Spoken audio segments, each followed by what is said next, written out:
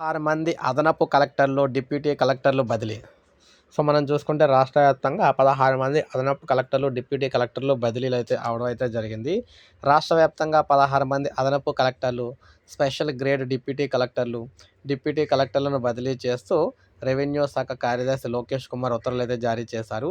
బదిలీ అయిన వారిలో పలు శాఖల్లో డిప్యూటేషన్‌పై విధులు నిర్వహిస్తున్న వారు కూడా ఉన్నారన్నమాట. ఇక వరంగల్ అదనపు కలెక్టర్‌గా ఉన్న గట్టా సంధ్యారాణిని నిర్మల్‌కు, అక్కడ అదనపు కలెక్టర్ ఎల్. కిషోర్ కుమార్‌ను వరంగల్‌కు బదిలీ చేశారు.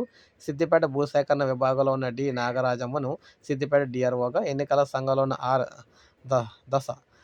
దశరథ్‌ను నల్గొండ డీఆర్ఓగా, మేడ్చల్ పరిశ్రమ విభాగంలో మాలతిని అదే జిల్లా డీఆర్ఓగా, వర్క్స్ ట్రైబ్యునల్లో సభ్యులుగా ఉన్న నాగలక్ష్మిని మహబూబాబాద్ డీఆర్ఓగా, గృహ నిర్మాణ సహకార సంఘంలో ఎంవి రవీంద్రనాథ్‌ను భద్రాద్రి జిల్లా పాల్వంచలో భూసేకరణ అధికారిగా, మహబూబాబాద్ డీఆర్ఓగా పోస్టింగ్ పొందిన జుబేదుల్నిసా బేగంను వర్క్స్ ట్రైబ్యునల్ సభ్యురాలిగా నియమించారు. హనుమకొండ ఆర్డీఓ రాథోడ్ రమేష్‌ను నిర్మల్ డీఆర్ఓగా, ప్రోటోకాల్ విభాగంలో డి. ప్రేమ్‌రాజును సూర్యాపేట డీఆర్ఓగా, సాధారణ పరిపాలన కార్యాలయంలో ఉన్న అల్లం నిర్మలను మహబూబ్‌నగర్ డీఆర్ఓగా, శ్రీ శిశు సంక్షేమ శాఖలో ఉన్న కనకం స్వర్ణలతను హైదరాబాద్ డీఆర్ఓగా, పర్యాటక శాఖలో ఉన్న సిహెచ్ రామ్మూర్తిని ఖమ్మం డీఆర్ఓగా, పోస్టు కోసం ఎదురుచూస్తున్న ఆర్‌వి రాధాబాయిని స్టేషన్ గన్పూర్ ఆర్డీఓగా, నిర్మల్ జిల్లా మైనార్టీ సంక్షేమ శాఖలో ఉన్న మోహన్ సింగ్‌ను ఉట్నూరు ఆర్డీఓగా, మర్రి చెన్నారెడ్డి మానవ వనరుల అభివృద్ధి కేంద్రంలో ఉన్న ఎన్. నిర్మలను హన్మకొండ ఆర్డీఓగా అయితే నియమించారన్నమాట. ఈ విధంగా